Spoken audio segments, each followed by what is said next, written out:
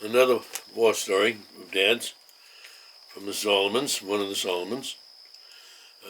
They invaded, after Guadalcanal, they invaded 5 more of the Solomon Islands. Dad did. Just like Saving Private Ryan. Invading and getting shot at like crazy, yeah. From the Japanese.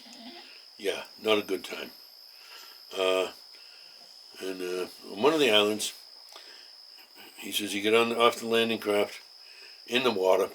He says, this might have been the time it was up to his neck. And he's carrying part of a .30 cal. He had the rifle. So he can't go down underwater, he's short. But he made it to the beach, finally, getting out of the water. He says, my legs went to jelly. I had nothing. Right on my face. Right on my face in the sand. And I couldn't move. And he's thinking, wow, this can't be good. He couldn't move at all. He was paralyzed. Absolutely, he could not move. And then he heard a Jap plane coming down, straight from the beach. And he thought to himself, wow, Bill, you got to get up, get going.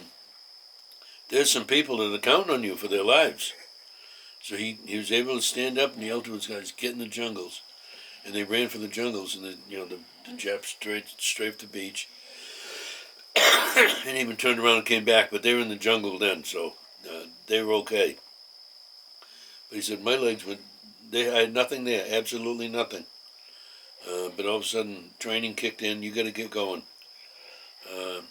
On that island, the army was like up on a knoll, up on a hill here on the beach, and the Seabees were down in the gully, down the lower part. That's all. The beach went on, and they had one of those Titan Bulldozers, big sucker, huge. And when the Japs came down strafing, all the Seabees ran into the jungles and left that Titan Bulldozer sitting right there, getting shot up. So Dad's guys went down and stole it and brought it up. How they did it, he says, I don't know where the paint came from, but they painted it army green and started using it. When the Seabees came looking for theirs, they said, no, this is ours. You can see it's in our colors. So who knows what happened, but they kept it. And Dad had a private drive in it. Dad's sitting in it. He's an E5 sergeant, buck sergeant. And they're going down the beach, and they realize they get a radio contact with the Army. The guy's on foot, way behind them. He says, you left us in the dust. I mean, that Titan can fly more than people can walk along the beach. And they got way ahead of them.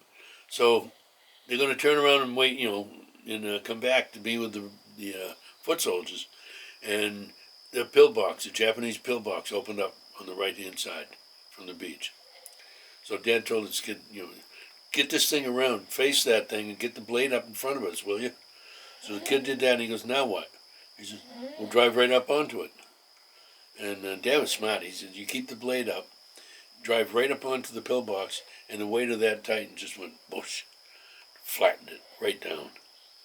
And he says, okay, now get back on the beach, and we'll go find the rest of the guys. But still in that Titan, again, saved lives because they took out that pillbox and no one even got hurt. Good deal.